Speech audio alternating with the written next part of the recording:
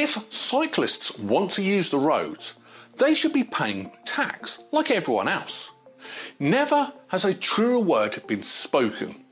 The thing is, they do pay like everyone else, but there's just one major misconception. Road tax doesn't exist in the UK, so nobody pays it. Roads are actually maintained through local and general taxation, so cyclists paying these taxes are paying towards roads, like everyone else. Road tax, as many still mistakenly refer to it, was abolished in 1937 and replaced with the Vehicle Excise Duty Tax, VED. But this car tax, as it's also known, doesn't go directly back into the roads. It goes into the General Treasury Fund. Irate drivers have been known to retort that they have more right to be on the roads than cyclists because they pay for the roads. It's a misguided argument because, quite simply, they don't, at least no more than any cyclist.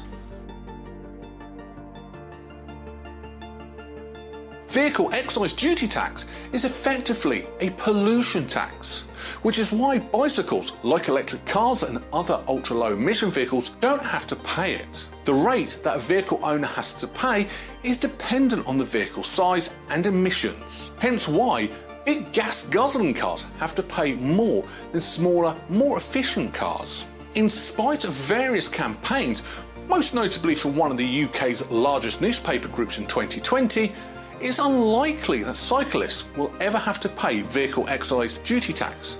Perhaps unsurprisingly, this particular campaign was run with a staggering failure to check any actual facts, and the facts unquestionably support cyclists.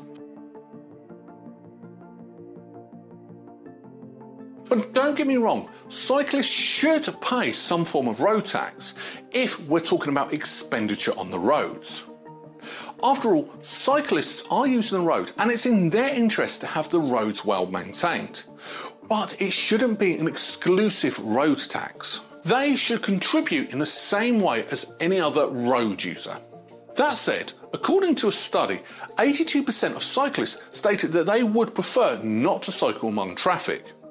And given that cyclists are in fact contributing towards road maintenance, this should also include adaptations for cyclists. For safety and environmental reasons, there are a clear advantage for the creation of more bike lanes on roads and separate bike paths. Between 2016 and 2020, there was an increase of nearly 2.5 million people in England taken to the roads on their bikes.